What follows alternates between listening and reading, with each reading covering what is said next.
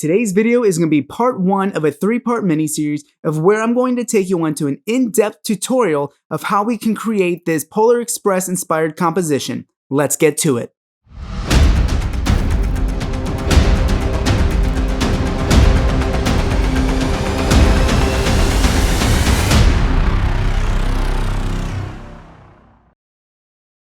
What's up everyone? Jason Ortega here with Blended Graphics. And we are just winding down to our final 3 days with this 30 days of Photoshop. And as a way to wrap up this whole experience, I wanted to provide you with a very in-depth tutorial of a composition inspired by the Polar Express movie. And this image may be one of my largest, if not my largest compositions that I've ever created. And that is just due to the sheer fact that there are so many elements and effects that went into creating this image. And instead of cramming all of this information into an hour-and-a-half long video, I wanted to break this up and spread this across our final 3 days of our 30 days of Photoshop. And to just break down how these final 3 videos are going to go, for today in part 1 of this series, we are going to focus on just the outline, creating our landscape and placing all of our images where they need to be and just creating this foundation to build off of. Day number 2, for tomorrow, we are going to focus on the sky. There's so many different wonderful effects to create this majestic looking atmosphere. So tomorrow is going to be focused on just the sky. And day number 3, which is going to be the longest video, is essentially going to blend everything together, adding all of these wonderful effects to tie in this composition. I hope this is something that you're looking forward to, because I know for sure for myself, I'm very excited to share with you how I created one of my most favorite compositions. And I'm not going to waste any more time talking. We're going to jump right into part 1. Let's go. And now that we're into our composition here, the very first thing that I want to get started with is I want to add a gradient fill so we can start working on our atmosphere and our sky. So let's go down to our adjustment layer and add that. From here, let's click on that gradient link and we want to go to basics and click that foreground and background. All right, so let's click on that white swatch and we want to find a nice deep blue tone to work with. It is going to be a nighttime setting, so we want to kind of set us up for that. And then our other one will just be an even darker tone.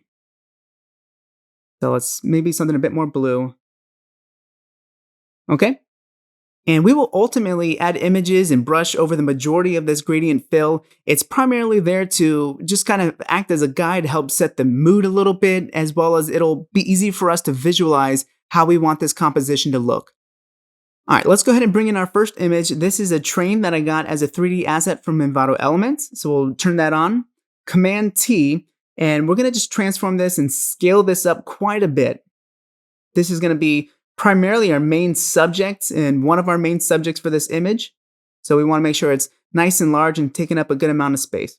And now that we have our train in place, let's drop in our train tracks. This is also a 3D element from Envato Elements. So we're gonna scale this up as well.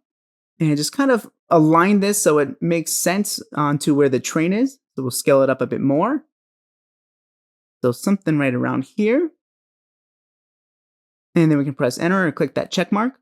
And let's create a duplicate copy of this track by pressing Controller Command J and then Command T to bring up the transform panel. And we're just going to shift this off to the right side. All right, we want to make sure that the track is lined up with the other track. And scale it up just a bit more. So this looks pretty good. All right, let's highlight both of those layers and press Command G. We're going to group that together.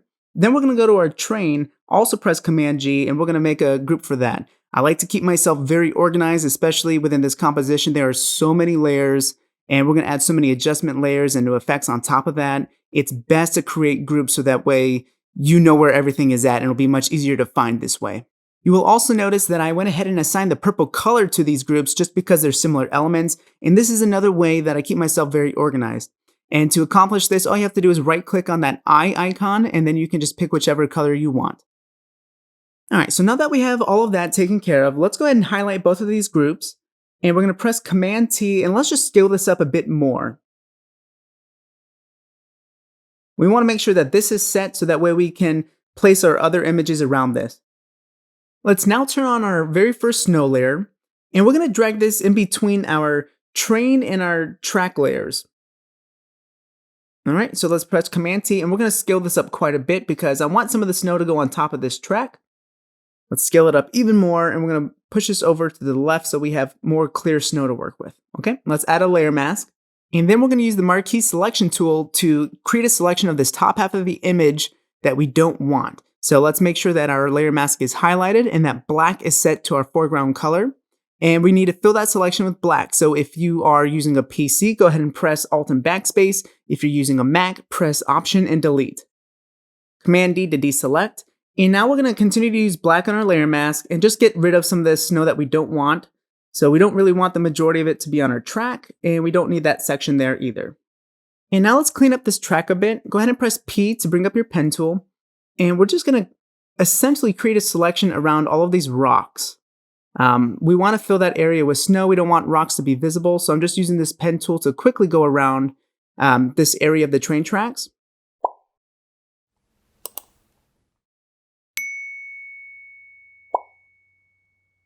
All right, so just a little bit more to go here.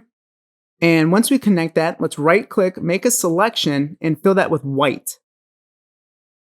All right, let's bring in our next snow image, and we're going to scale this up. And for this picture here, we only really want the bottom part of this, which just has the snow. So I'm going to use this as kind of our background snow. Let's create a layer mask, and then using our pen tool, we're just going to create a selection of the area that we don't want to use. So let's right click, make a selection, and then we're going to fill this area with black. Now let's press Command J to make a copy of that. Click on the layer mask, and we're going to fill that layer mask with white so we can bring back the whole image.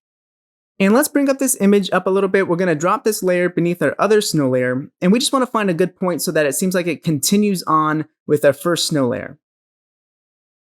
Okay, and we're going back to our pen tool. We're going to repeat those same exact steps where we are just going to create a selection of this area that we don't want to have. So let's just go around this image here. And once we have our selection made, go ahead and fill that with black. All right, from here, I want to go ahead and start adding some houses in our background. So let's turn that layer on.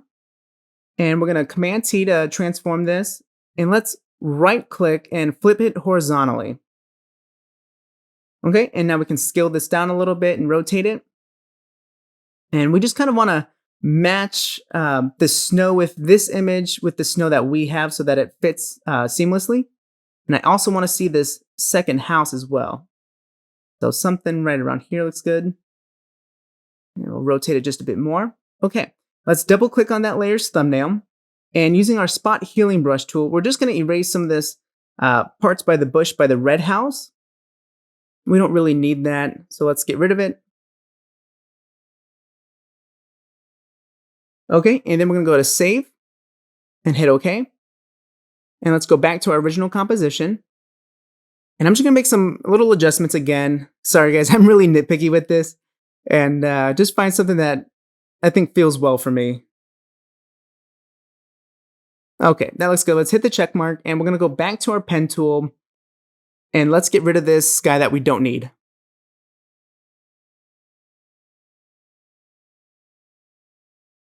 And as we go around this side here, I'm just going to kind of guesstimate where the end of that is. And let's make a selection and fill that with black. All right, Command D to deselect. Let's go to a soft round brush. And we're just going to erase a lot of this snow here and kind of blend that in with our snow layer beneath our house layer. And I feel like we can't really have this Christmassy picture without a snowman. So we're bringing this guy in and we're going to scale him down quite a bit. And just by adding the snowman, we can also build upon that whole storytelling process within our own composition here. Alrighty, let's go ahead and continue, and we're going to continue to build up our scene. So let's drop in some trees. And I kind of like this clump of trees on the right here. So let's find a good spot, and we're going to obviously have these behind our houses. And I think I just want the tops of them. So let's scale this down a little bit.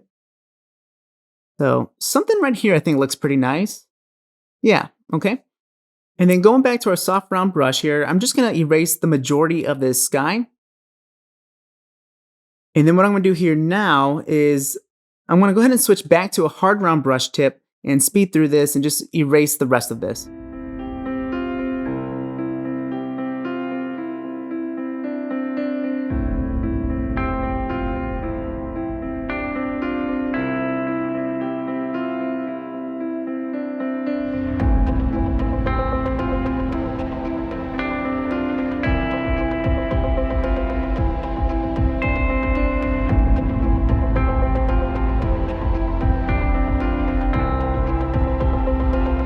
so that's taken care of, and let's go ahead and bring back our background.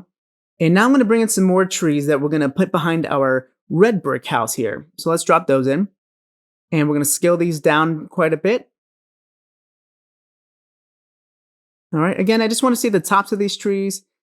All right, and I'm going to repeat the same process, but we're just going to skip over that since you don't really need to see that. And let's get right to the cutout.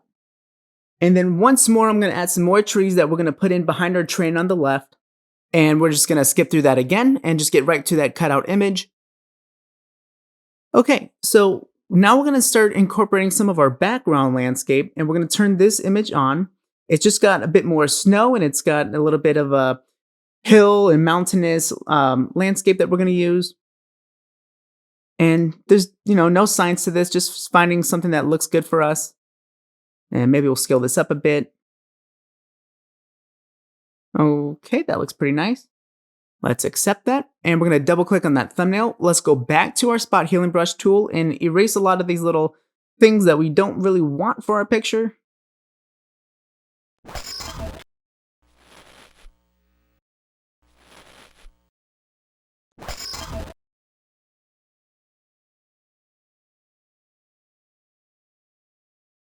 All right, so this should just about do it. Let's go up to File, go down to Save, and then we're going to jump back into our original composition.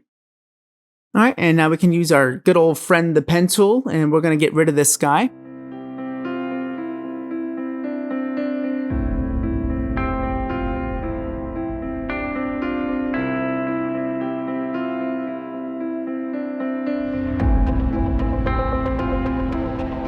Alright, so as mentioned earlier on in this video, tomorrow's tutorial is going to be focused on the sky. So the only other thing I want to add to this is let's bring in a moon that we're going to put in this top left corner.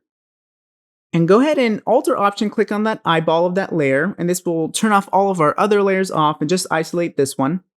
From here, let's click on the Quick Selection tool on the left, and then we need to make sure that our layer is highlighted, so we can click on Select Subject and then hit the layer mask icon on the bottom. And with that background removed, let's Alt Option click on that eyeball once more to turn on our other layers. And just as a little word of advice, once we had that layer isolated by itself, if I were to have clicked on any of our other layers within this composition and then went back to Alt Option click on that eye to bring back the layers, nothing would happen. So make sure that you're only sticking to that one layer, or else you will have to manually turn on all of the individual layers to bring them back. And I can't even tell you how many times I've actually done that myself. And it's just not cool. It sucks having to go back and turn all of those layers back on. Anyways, let's go ahead and go back to our picture here, and we're going to bring our moon up to this left corner. And just for now, we're just going to shrink it down a bit. I know I'll make adjustments to this throughout the whole tutorial. Okay, so we actually have most of our images in place, not too much left. We're going to bring in our human friend here, isolate that layer, and then we're going to hit that Select Subject feature, put that layer mask on, and then bring back our other layers. And then we can bring this person down a little bit, somewhere here in our foreground, obviously keeping in mind the size of our train. And then from here, let's bring in our stars that we're going to use for our sky. So let's move this up. We can also bring in some mountains that we can start incorporating for our background. And with this, I'm just using the Quick Selection tool here to select our sky. So just adjusting the right side. And on the left, since I selected too much, I'm just holding down the Alt Option key and just dragging over this part of the mountain so we can bring that back. Then go ahead and hit that layer mask and Command I to invert that. And then we can bring our other layers back in. And then we can touch up some of this area and erase what we don't want. Okay, so let's drag this down. And I'm just trying to align the right side of this mountain with kind of the mountains that we already had in that background. Something that seems pretty seamless and continuous of one another. Now I'm just going to trim up some of this landscape in the back and just kind of give me the shape that I want and what I have envisioned. I'm using a hard round brush to do this. And then we'll do the same thing with our mountain layer. Okay, that looks pretty nice. All right, so now we have another mountain that we're also going to use for the right side. We're just going to repeat the same exact steps. Let's select the sky and try to isolate the mountain and extract that from the background.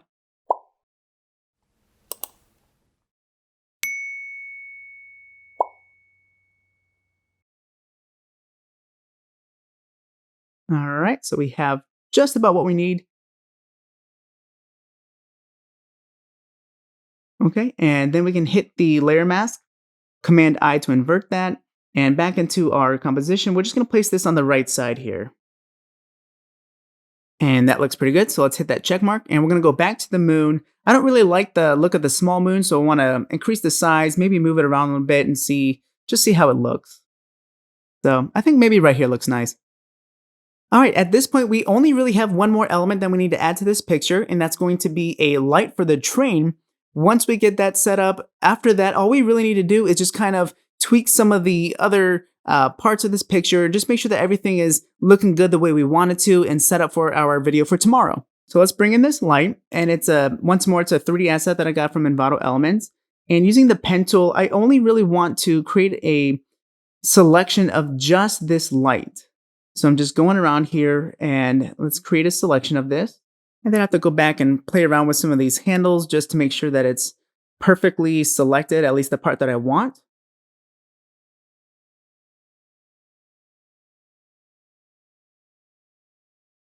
And with this selected, let's go ahead and hit the layer mask. And I'm going to scale this down so that way we can just fit it in this little spot here at the front of the train. We'll zoom in a bit, and let's lower the opacity so we can see what we're working with behind. All right, so we'll scale it down just a bit more. And something like this looks pretty good.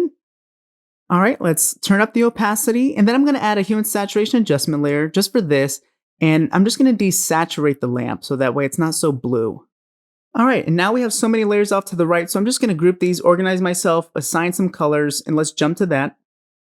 From here, now we can just go ahead and do a little bit of tidying up and do some final adjustments. I'm going to get our track and train group together here so we can scale this up a bit. And I'm also going to push this over to the right. And since we've adjusted that, now we need to adjust some of our other elements here so that way everything matches accordingly. So I'm going to take some time to do that. I'll be back with you in just a second.